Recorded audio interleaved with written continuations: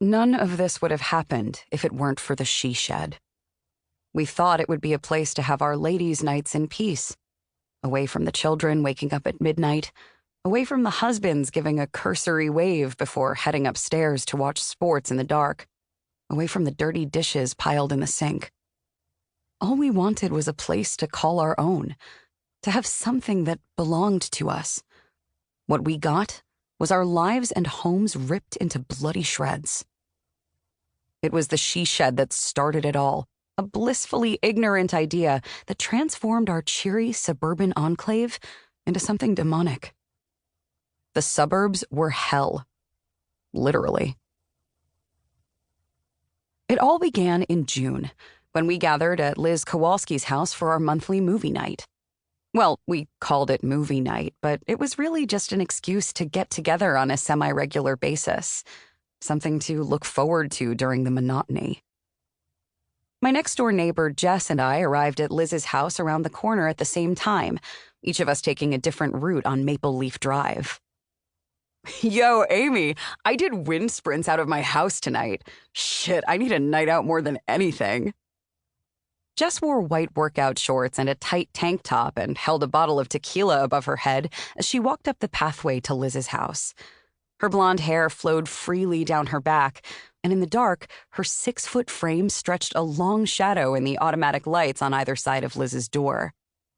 Jess's husband, Del, worked for a liquor distributor and always had high-end bottles of alcohol on hand, which made her very popular at parties. You do know this is a wine night, not spring break in Cancun, right? I said, as I eyed her bottle of tequila while hitching my Sauvignon Blanc into my armpit. I had found it on sale in an end cap at Target.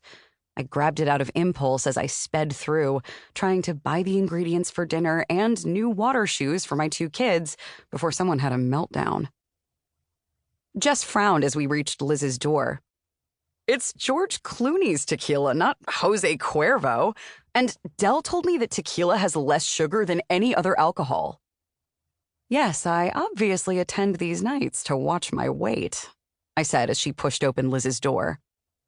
Well, I have CrossFit at 8 tomorrow morning and I can't be hungover.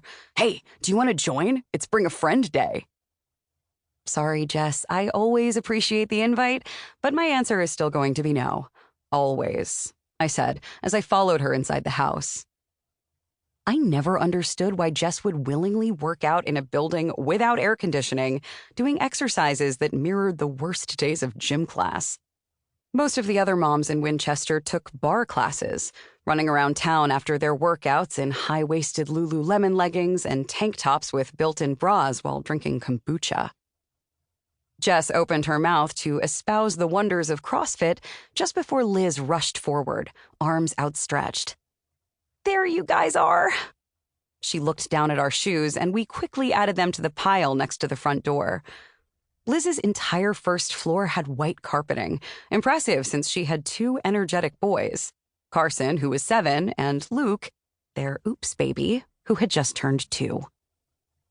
Liz placed our bottles on the kitchen island, next to a collection of air plants in a raffia basket that she had gotten on sale at HomeGoods.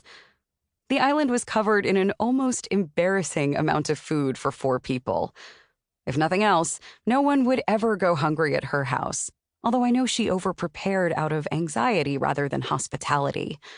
Once, she'd run out of toilet paper during a party and nearly had a meltdown. Jess poured herself a tequila on the rocks as she scrolled through her phone for a playlist. She made a new one each month for our get-togethers, titled Suburban Lady Jams, and filled it with whatever new songs had just been released. Liz turned to me, her brunette topknot making her seem taller than her 5 feet. I have wine open already. She pointed to her fridge, and I opened the white door and saw a box of pink wine on the shelf, spigot waiting. I could already feel the pounding headache from the liquefied candy inside the box, but I didn't want to turn her down. Liz was a sensitive soul who'd worked as a pediatric nurse before she had kids, and her feelings would be hurt if I declined. I gritted my teeth as I stuck a goblet large enough to double as a vase under the spigot and watched as bright pink liquid sloshed into it.